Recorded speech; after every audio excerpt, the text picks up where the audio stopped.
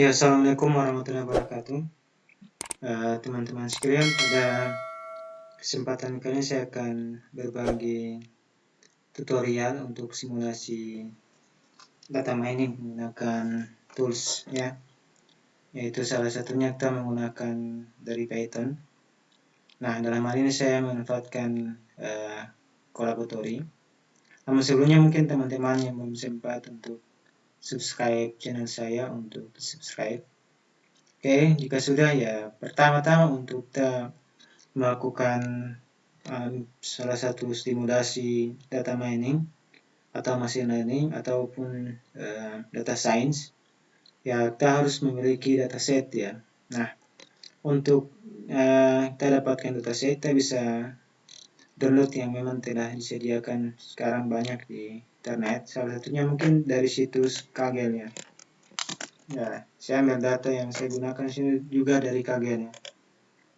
Kaggle dataset. Kemudian di sini di dataset ya ini sudah. Nah, ini stroke prediction dataset ya. Nah, data yang saya punya juga sama ya dari prediksi stroke ya. Nah, untuk itu sebelum kita melakukan tahap klasifikasi atau prediksi, jadi di Colaboratory ini juga memang sudah terinstall secara otomatis ya. Jika memang belum, baru tinggal kita install saja. Hanya saya di sini sudah terinstall, yaitu untuk library pandas ya. Nah, untuk penerapan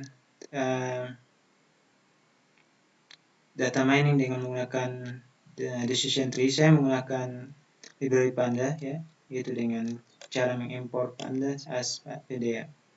Selanjutnya saya akan membaca data yang memang sudah saya download tadi ya, yaitu dengan data sama dengan PD yang tadi, kemudian tipe datanya CSV, itu healthcare dataset stroke CSV ya.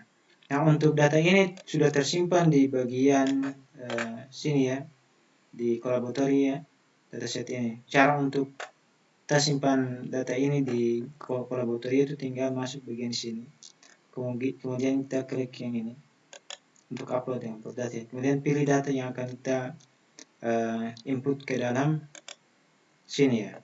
Nah, karena ini saya sudah input, makanya tampilnya seperti ini. Oke, nah jika sudah, baru kemudian kita coba lihat data yang telah kita input tadi, apakah memang berhasil atau tidak. Oh, ternyata sudah berhasil, itu dengan data head ya. Ini spooling maksudnya berapa banyak data yang akan muncul atau yang tampil ya. Ini.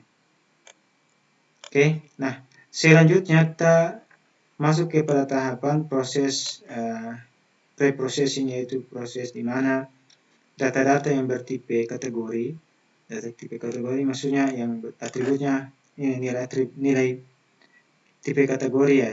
Contohnya pada atribut gender ya, yaitu misalnya ada male kemudian female. Selanjutnya ada di sini juga tipe pekerjaannya dan seterusnya. Itu kita akan coba transformasi ke dalam bentuk numerik ya. Nah, ini cara transform ke dalam bentuk numerik dengan memanfaatkan library sklearn ya, dengan kita panggil from sklearn pre-processing import label encoder, kemudian insert label encoder.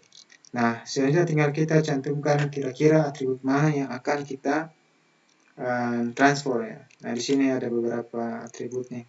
1, 2, 3, 4, 5, 6, 7, 8. Sekitar 8 atribut yang saya coba melakukan transformasi. Sedangkan atribut yang tidak lakukan transformasi yaitu atribut umur.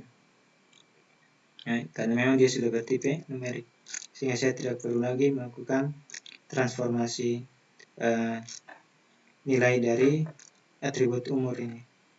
Nah, selanjutnya ketika kita sudah masuk tahapan transformasi, kemudian kita lihat lagi data yang sudah ditransformasi. Nah, tinggal data head, kemudian kita running, maka muncul yaitu 5 datanya saja. Nah, ini sudah ada. Jadi gender tadi yang awalnya male, female, sekarang sudah berubah menjadi angka 0 dan 1. Nah, ketika data sudah fix berubah, kita lihat, coba masukkan info data, kira-kira kita lihat tipe datanya seperti apa. Nah, data info ini.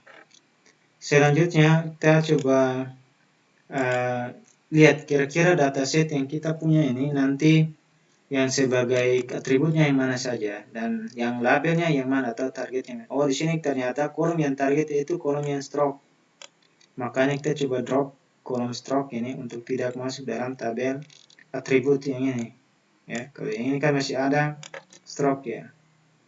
Nah, dengan cara yaitu add data ini variabel saja, kemudian data drop columns, maksudnya kolom stroke kita coba drop, sehingga kemudian kita lihat lagi ya data head kira-kira masih ada atau tidak. Ternyata di sini sudah tidak ada ya untuk kolom stroke ya. Di sini sisa fitur 1, 2, 3, 4, 5, 6, 7, 8, 9, 10 kriteria. Nah, selanjutnya kita lihat lagi ya data kolom yang kita lihat kolom stroke ya. Kolom stroke tampilkan datanya ini. Ya, ini contoh 100 data yang kita tampilkan. Atau kalau cuma 5 data saja ya. Oke, ini sudah. Nah, selanjutnya baru kemudian kita melakukan tahapan prediksi maupun kita lihat kinerja dari algoritma, yaitu dengan memanggil lagi library sklearn. Kemudian kita coba menggunakan, kita membagi data ya, data yang ada dalam sini tadi ada sekitar 500-an data tadi ya. Kita coba panggil library-nya, itu sklearn, select import train test field model selection ya. Kemudian kita ingin menghitung akurasinya ya, yaitu dengan akurasi score, confusion matrix, dan laporan. Algoritma apa yang kita gunakan? Sini saya coba menggunakan decision tree classifier ya, dengan memanggil juga library dari sklearn tree ya, import decision tree classifier. Selanjutnya ya kita tinggal buat ya, misalnya xtrain ini maksudnya fitur training, kemudian xtest ini adalah fitur testing. Kemudian ya train di sini adalah label untuk data training, selanjutnya test di sini adalah kolom untuk data testingnya. Kemudian kita bagi data train test, kita panggil yang tadi, yang ini. Kemudian data di sini maksudnya yang di atas tadi, yang ini. Ya, yang ini.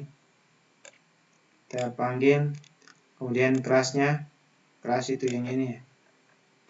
Kemudian kita ingin buat nanti dataset ini kita buat kira-kira jadi data testingnya ada berapa banyak atau berapa persen. Di sini kita coba buat 20% dari seluruh data yang sebagai data testing. Dengan randomnya ya dari sekitar 500 data kita ambil secara random. Kemudian kita panggil lagi library decision tree classifier ya. Kemudian kita coba fit dia ya, fit dari data training tadi ya. Kemudian cek dengan data testing. Kita coba cek. Nah, selanjutnya kita lihat akurasinya. Nah, akurasinya langsung diketahui 0,92. Sebenarnya di sini saya coba ganti 0,5 ya, 50 ya. Data testingnya sekitar 50%. Coba cek kira-kira akurasinya dapat berapa. Nah, akurasi 0,91, jadi berbeda antara data testing. Kalau 0,2 berapa dapat akurasinya berapa, dan 0,5 akurasinya berapa.